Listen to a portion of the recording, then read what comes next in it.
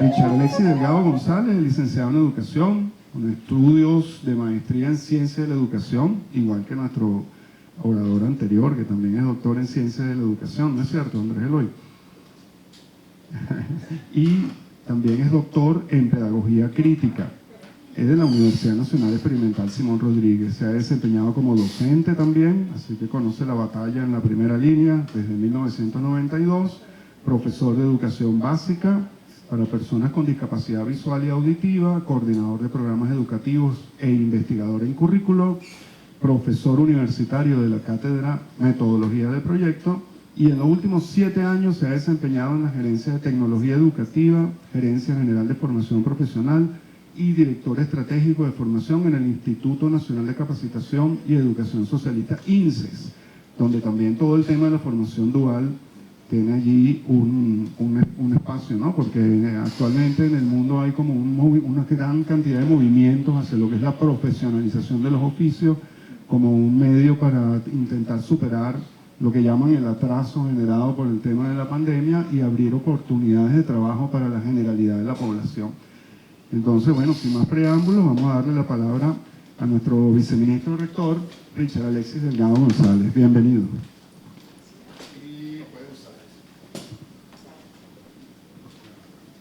Bueno, buenos días para todas y todos. Darle un reconocimiento a todos quienes y a todas quienes están conectados y conectadas a esta hora y en estos tiempos de complejidad tecnológica. Saludar a todos los presentes acá, al viceministro David Silva, al compañero Domingo Medina, Eduardo Medina y Fernando Aspurua. También nos acompaña por acá la profesora Judy Valencia. Y bueno, todos los que están presentes, saludos, profesor Eloy.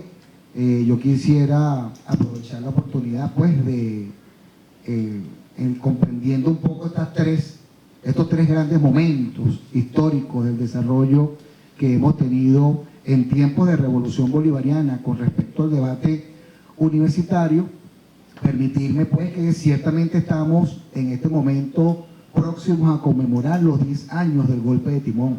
Es decir, el próximo 20 de octubre estaremos dentro de 8 días conmemorando esa fecha y analizando y discutiendo durante todo este tiempo sus implicaciones, y yo considero para acá, para el Ministerio del Poder Popular de Educación Universitaria, considero que este es un tema que entra dentro de esta agenda del golpe de timón, lo que pudieran ser los procesos en desarrollo de los tiempos por venir. Yo me tomé el atrevimiento de ponerle a esta exposición el nombre de foro, con un subtítulo. Entonces sería Hugo Chávez y la educación universitaria, síntesis y crítica, para ir aportando algunos elementos reflexivos. Voy a iniciar leyendo una antipática cita, que dice así: la llamada revolución bolivariana que se impuso en Venezuela desde 1999 ha mantenido como política de Estado el interés por convertir a la educación en una suerte de cabeza de playa para imponer en las jóvenes generaciones los ideales del socialismo del siglo XXI. Eso lo dijo Tulio Ramírez en el año 2017. Y digo que es una cita antipática porque expresa el autor acá una posición política ideológica, criticando la ideologización de la educación bolivariana. Lo hace desde una posición ideológica evidente y obviamente planteada. Y lo pongo como cita de entrada porque es necesario ver cómo está pensando también la educación la contraparte, la sociedad civil. La sociedad que de alguna manera tiene una visión y una perspectiva de vida y tiene también un proyecto que es ideológico, que es político. Y bueno, nos otorga este autor a nosotros esa imposición a las jóvenes generaciones de los ideales del socialismo del siglo XXI, nada más y nada menos, y cito nuevamente al autor cuando dice, mediante una política para crear las misiones educativas, los intentos de imponer diseños curriculares para educación primaria y secundaria comprobadamente ideologizados, la aplicación de los lineamientos para el sector esbozados en el inconstitucional Plan de la Patria, la ausencia de información sobre el tema de la calidad educativa, la elaboración de millones de textos escolares marcadamente sesgados y distribuidos gratuitamente en las escuelas oficiales. Fin de la cita.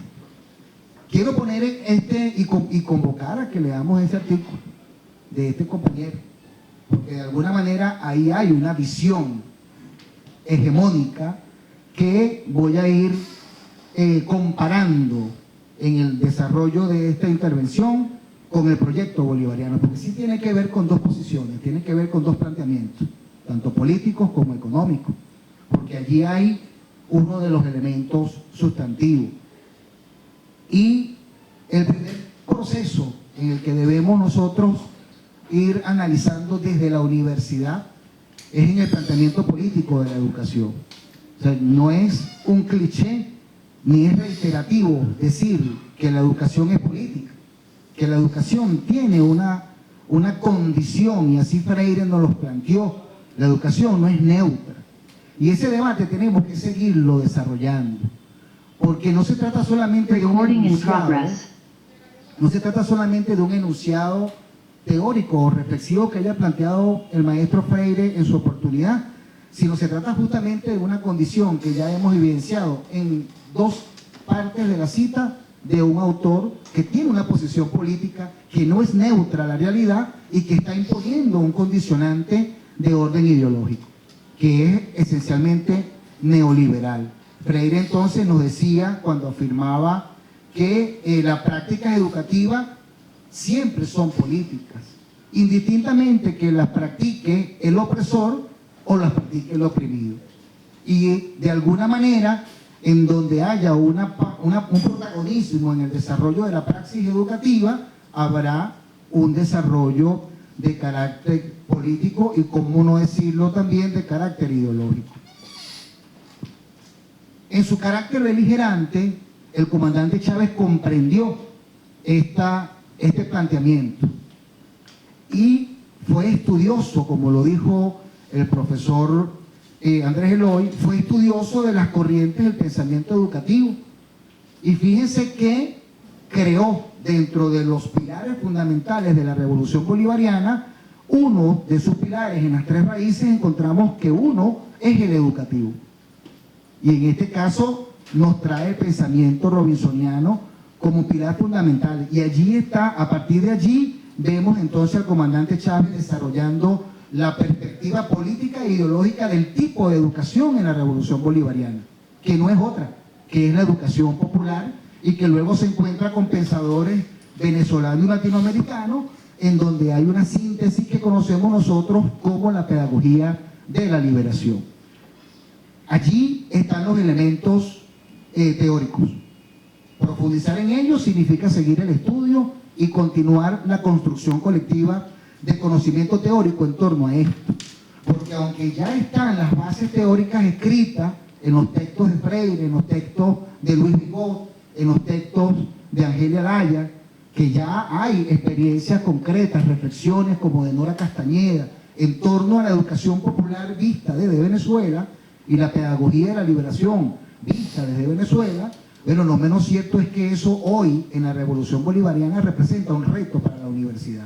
Comenzar a construir las nuevas bases teóricas del pensamiento educativo visto desde el comandante Chávez, porque tiene unas connotaciones más criollas, y lo digo entre comillas para destacar el término que lo criollo tiene que ver más con nosotros en Venezuela. Por eso ese carácter beligerante del comandante hizo posicionar en nuestro proyecto bolivariano una educación con nombre y apellido, una educación bolivariana, no cualquiera, una educación que además de ser popular y liberadora, es política y es ideológica.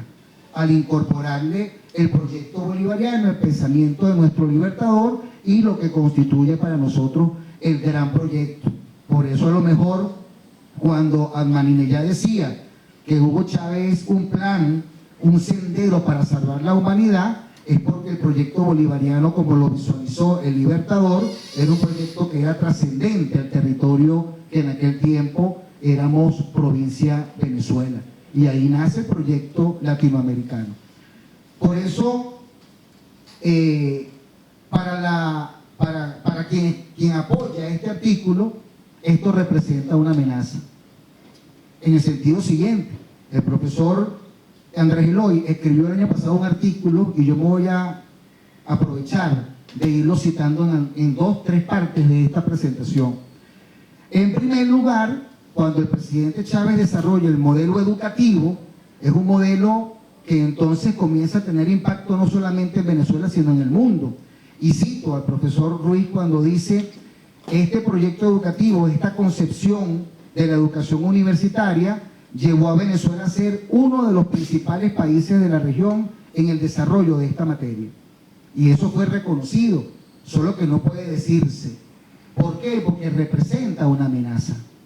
Por eso el enemigo hegemónico reconoce que los valores que tiene el proyecto bolivariano en materia de educación, con todos los logros que ya vamos a ir destacándolo en materia de posiciones radicales presentadas en el proyecto, fueron atacadas y han sido atacadas. Es por ello que en el caso nuestro las misiones son criticadas. El hecho de que la misión tenga unas características, unas categorías que ya las explicó muy bien el profesor Andrés Eloy, unas categorías nuevas. Es decir, ya no es la educación solo en el espacio físico de la infraestructura, sino que el entorno nos obliga a comprenderlo como un ambiente de formación, como una experiencia formativa, como un espacio en donde se desarrolla el saber y el conocimiento de manera colectiva. Ahí comenzamos nosotros a tener contradicciones de orden ideológica y de orden política, porque estamos dándole oportunidades y acceso al sistema educativo al reconocer que no solamente habría que salir del entorno para llegar a las instalaciones, sino que las instalaciones educativas ahora constituyen un foco de desarrollo educativo en el territorio. Entonces, ¿qué otra cosa decía Tulio en su artículo? Decía y hablaba sobre la necesidad de tener una educación individualizada. Estoy comparando, fíjense un poco los elementos que ya el profesor Andrés Eloy seguramente esgrimió. Tulio decía, la necesidad de tener una educación individualizada, garante del desarrollo y reproductora de un modelo, entre comillas, democrático representativo, porque él decía que la educación que estamos nosotros en este momento imponiendo a las generaciones para que reconocer el socialismo bolivariano estaba atentando contra la democracia de 1958. Esa es la democracia representativa y lo dice así con todas sus letras y bueno, lo digo con todo respeto, lo dice sin asco, así, por toda la calle del medio, pero dice que estamos ideologizando nosotros, es decir, que no cambien las cosas y que permita mantener las desigualdades históricas impuestas por una ideología. Y es allí donde vamos nosotros a desarrollar la crítica. Sin embargo, para el caso del proyecto bolivariano, nosotros hemos venido desarrollando un modelo que es inclusivo, que es incluyente, participativo, protagónico, humanista y creador de nuevas relaciones sociales de producción, que también eso le temen mucho.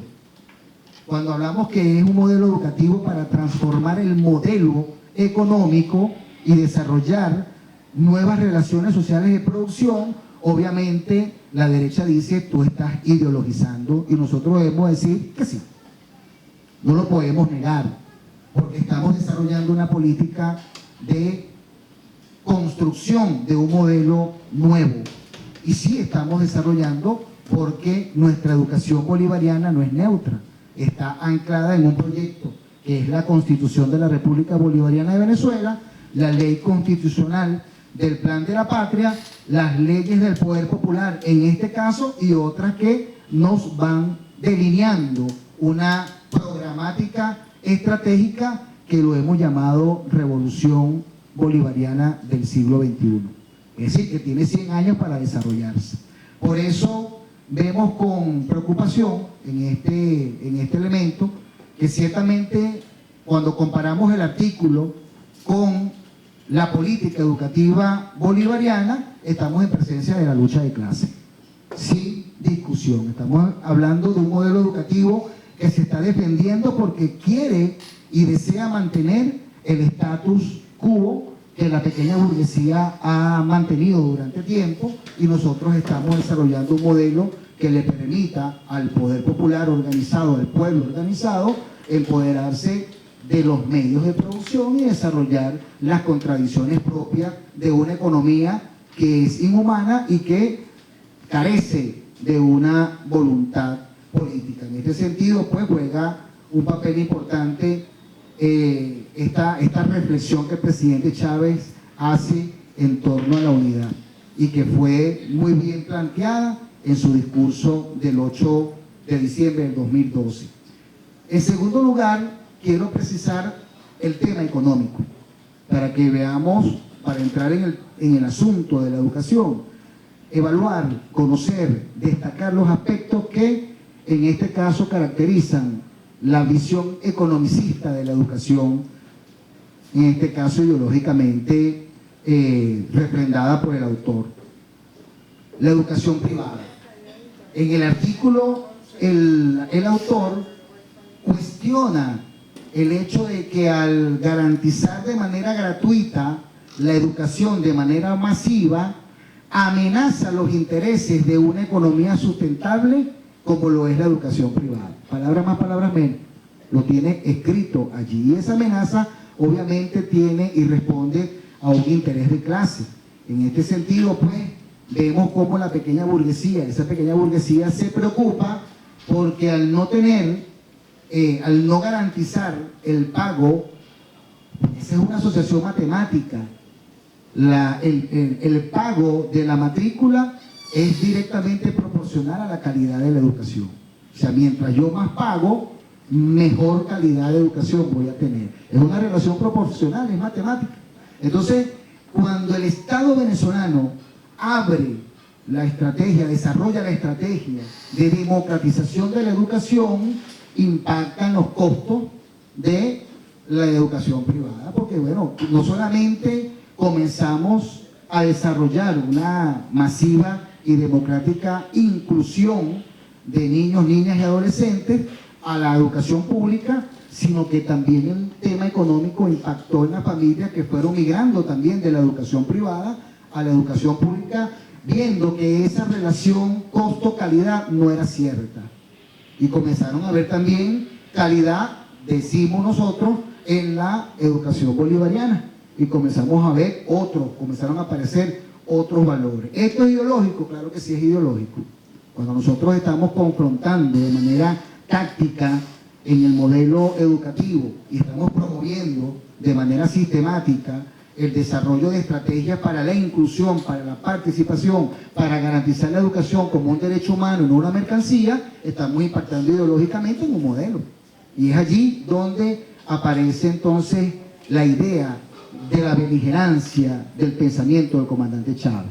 Por eso queda establecido en la Constitución como un derecho humano. Y el tercer aspecto que quiero destacar, entre otros, para esta crisis, este análisis crítico del artículo, es el tema del asunto de la calidad de la educación. Aristóbulo Isturi hizo unas reflexiones en sus últimos tiempos de vida, siendo ministro de Educación, e hizo algunas reflexiones en torno al tema de la calidad de la educación. Entonces, él hacía unas comparaciones que también son antipáticas. Sin embargo, para no entrar en ese detalle, el profesor Aristóbulo decía que la calidad de la educación del modelo capitalista se mide por el valor de la matrícula, que ya decíamos, a mayor pago, mayor calidad. Y en el caso de Venezuela, nosotros vemos entonces la calidad de la educación como un derecho humano. Y al verla como un derecho humano, el profesor Aristóbulo desarrolló dos categorías de análisis. La primera, la oportunidad. Venezuela abrió oportunidades de estudios y esas oportunidades de estudios se evidencian ¿en dónde? En las sedes de educación, las cantidades de sedes de escuela, las políticas de mantenimiento, el desarrollo de esta educación lugarizada, esta educación en el entorno, la diversificación de métodos, entre otras cosas. Pero decía el profesor Aristóbulo, no solamente nos conformamos con democratizar el acceso, es decir, dar oportunidad a la educación de acuerdo a lo que establece nuestra Carta Magna, sino que a eso se le asocia un aspecto que debemos analizar en las universidades como categoría de análisis, que es la condición. No solamente dar la oportunidad, sino garantizar las condiciones materiales y espirituales para que estos niños, niñas y adolescentes disfruten del derecho. Y allí aparecen entonces los uniformes escolares, los zapatos, los útiles escolares, la alimentación, entre otros valores que se asocian al derecho de la educación, pero no solamente para que te inscribas, sino para que goces y disfrutes de manera material y espiritual de los bienes necesarios que no lo tienes en el hogar, porque se trata de una estrategia, de una estrategia estructurante, una política educativa estructurante. Por eso esta condición de la que estamos hablando, esta crítica de la que estamos hablando, se agudiza en el sistema de educación universitaria, en el subsistema de educación universitaria. Aquí comenzamos a tener elementos de desarrollo importantes, porque justamente en el comandante Chávez existe la concepción de la educación de manera sistémica, viceministro, como me estaba comentando usted en los previos del foro, una visión sistémica de totalidad. O sea, la educación no puede seguir estando segmentada como la tenemos y debemos reconocerlo críticamente. La educación básica tiene dos momentos, la inicial y la básica, que se encuentran en un currículum por proyectos educativos. Pero entonces pasamos a un segundo momento de la educación básica, que es el bachillerato, en donde aparecen las materias. Y los niños y niñas y adolescentes, cuando entran al liceo, buscan el proyecto y no lo encuentran. Encuentran son materias, pensum. Y entonces allí hay un primer impacto. Y luego, cuando logran terminar el bachillerato y entran a la universidad, se encuentran con un currículum de la universidad también muy disperso, porque aquí tenemos unidades crédito, tenemos unidades de aprendizaje, tenemos unidades curriculares, algunos por proyecto, algunos por materia, otros por acreditación. Entonces comenzamos a tener una dispersión que no es negativa, pero que debemos tomar en cuenta, debemos analizarla, porque forma parte del problema, no la podemos obviar.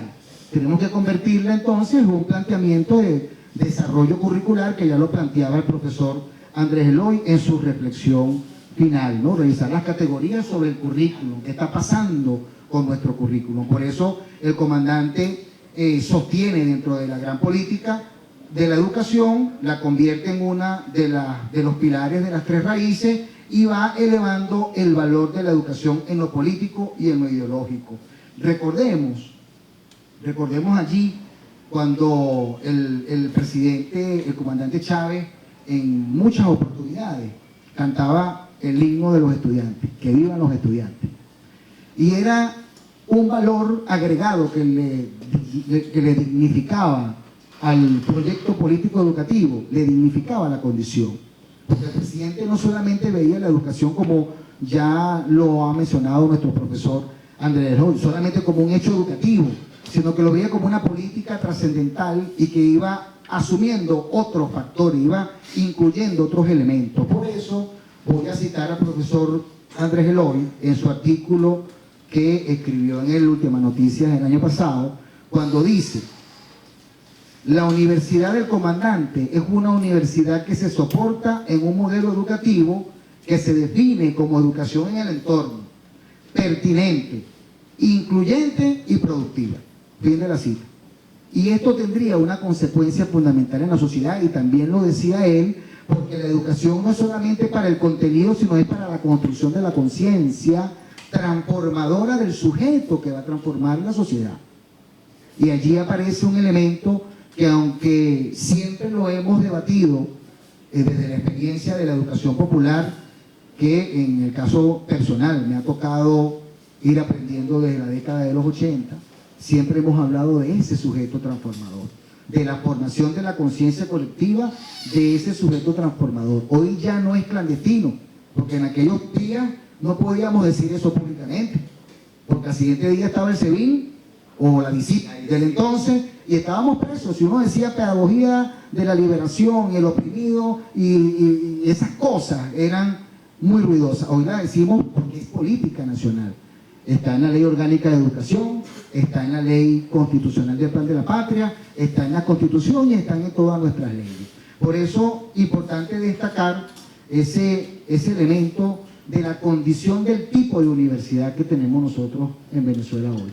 Y que con la ambigüedad que ya dijimos o la dispersión que ya anuncié anteriormente de materia curricular, nos corresponde a nosotros en este momento plantearnos algunos temas.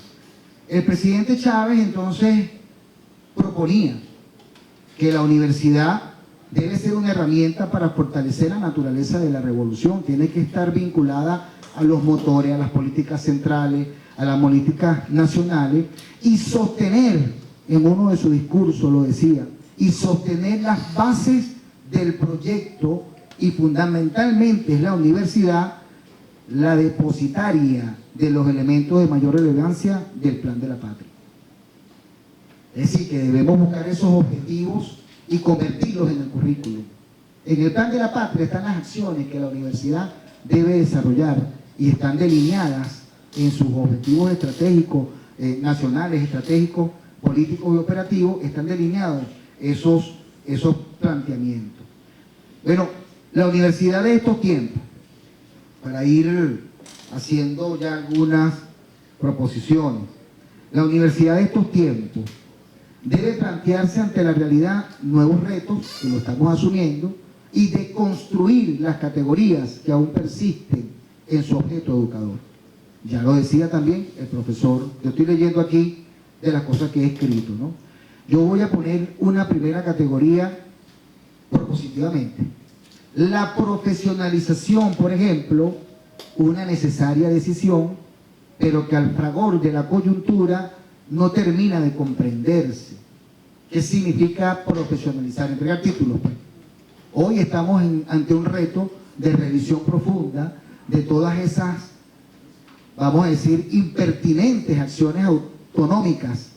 Y el profesor Silva tiene mayor conocimiento que yo en la materia, porque estamos en una emergencia de revisión de los programas y cómo lo estamos ejecutando, porque estamos haciendo cosas, por eso esta presentación se llama Síntesis y Crítica. Estamos haciendo cosas que nos impactan de manera desfavorable, por lo tanto debemos revisarlas. Y es parte del trabajo nuestro evaluar esa categoría, la profesionalización de la universidad. Entregar títulos. ¿Qué significa entregar títulos? Porque así nos dicen, estás regalando títulos, estás entregando títulos, y no reconocen que hay un esfuerzo de transformación distinto. Y ese es un debate de carácter ideológico, ¿sí? Porque yo he visto en los sitios donde venden los títulos, y son las universidades privadas, no públicas. Y ahí hay una relación económica y hay una condición económica que priva en tanto y en cuanto nosotros no tengamos control de la política de la profesionalización tan solo como una de las categorías de la universidad. Voy a cerrar ya esta exposición haciendo muy modesta y responsablemente tres propuestas. La primera, encontrarnos como política nacional y como políticos de la acción educadora. Eso lo hemos perdido. El encuentro para el debate de altura como política pública lo hemos dejado como una tarea pendiente. Y en este momento nos corresponde, en la Revolución Bolivariana, convocarnos para ese encuentro sistemático y permanente. Es decir, trabajar más de lo que estamos trabajando. Ese es el resumen. Porque la Revolución Bolivariana ya no tiene tiempo de pensar en las condiciones objetivas para encontrarnos. Tenemos que llamarnos en emergencia, en contingencia. Decía nuestro maestro Carlos Lam, debemos preparar el plan de contingencia, saber qué tiempos vamos a reducir, saber qué momento vamos a dejar a un lado de la educación, porque hay que tomar decisiones políticas.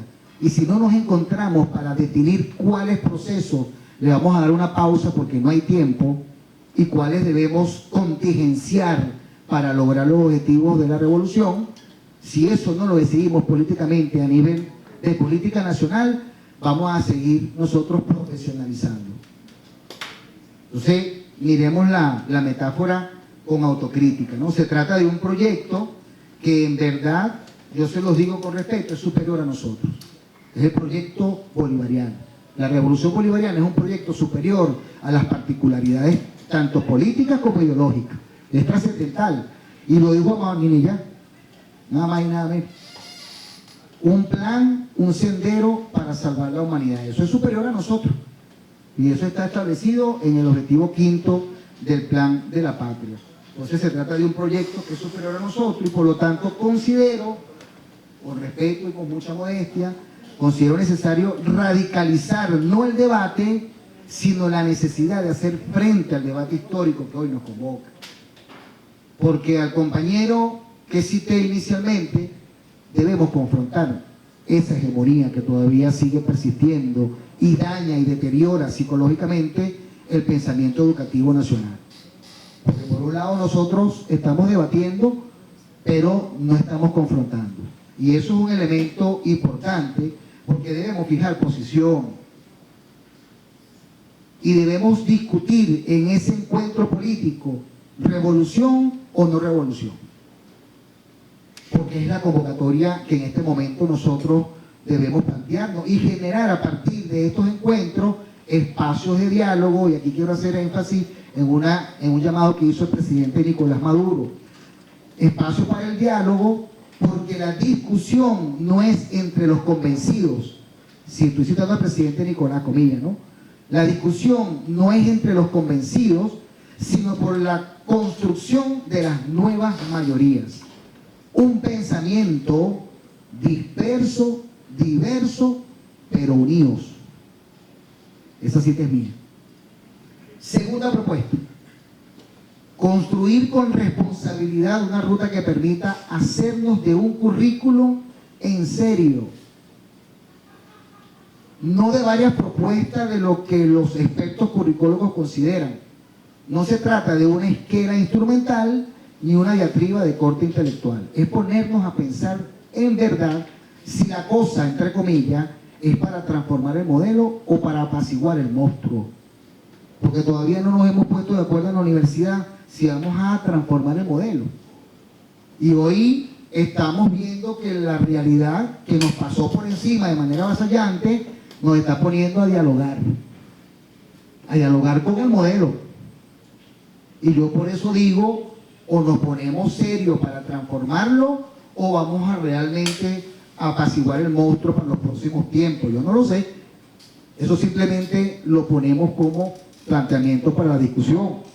Varios momentos hemos tenido en tiempos de revolución y como herramienta curricular, profesor David, viceministro, tenemos los programas nacionales de formación, que es una herramienta importante, es una herramienta revolucionaria, tenemos que reconocerlo, con todas las debilidades, contradicciones que pueda existir.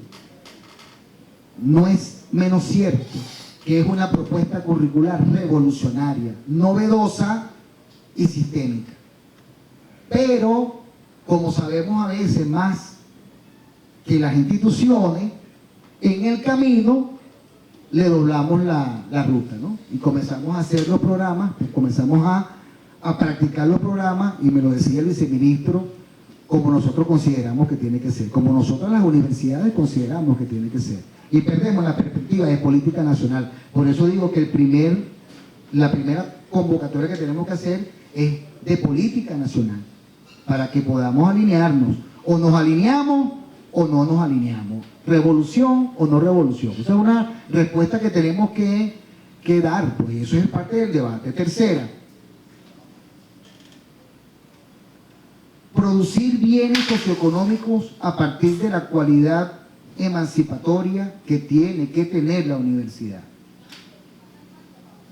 Y aquí aparece una de las contradicciones, vamos a decir, espirituales que voy a plantear. Ese esquema plus de la casa que vence la sombra, discúlpenme, hoy es tan similar como los Chicago Boys de Harvard. Y lo pongo como metáfora, no hacia el sujeto, sino hacia la crisis de la universidad. Es la crisis de la universidad hoy, y la tenemos nosotros en este momento en nuestras manos. Los que tenemos que tomar las decisiones somos nosotros los que estamos en la política. Para eso estamos en la política, para gobernar, para tomar las decisiones.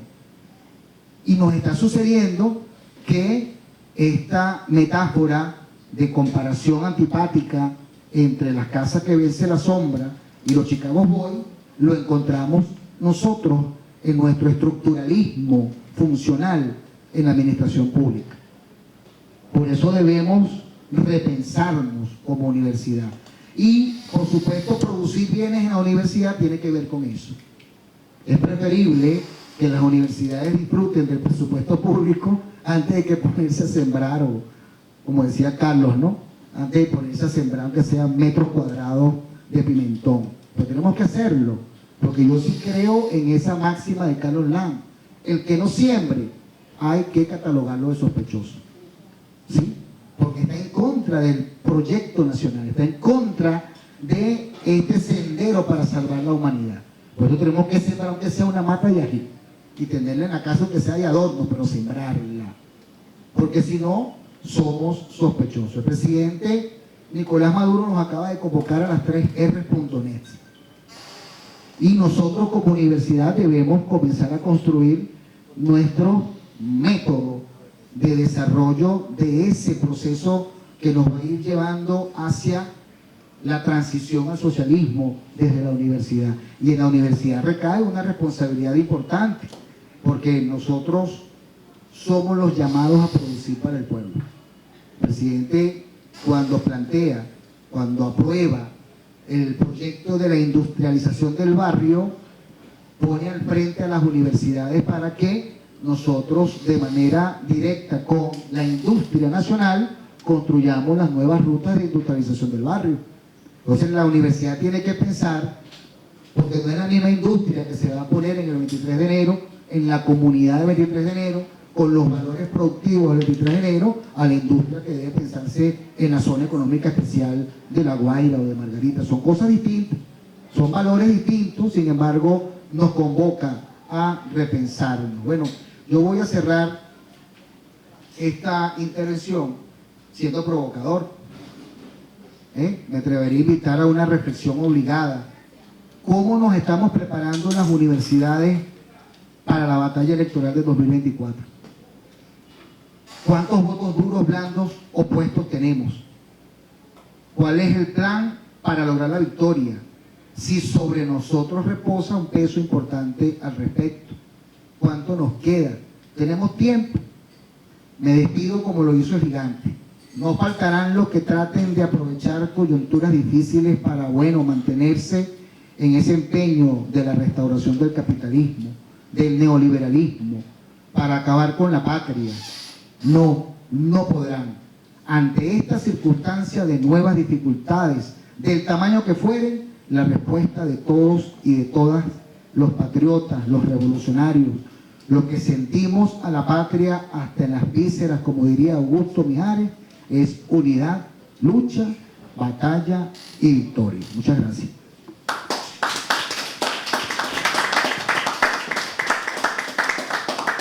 Bueno, muchas gracias al profesor Richard Delgado por su intervención.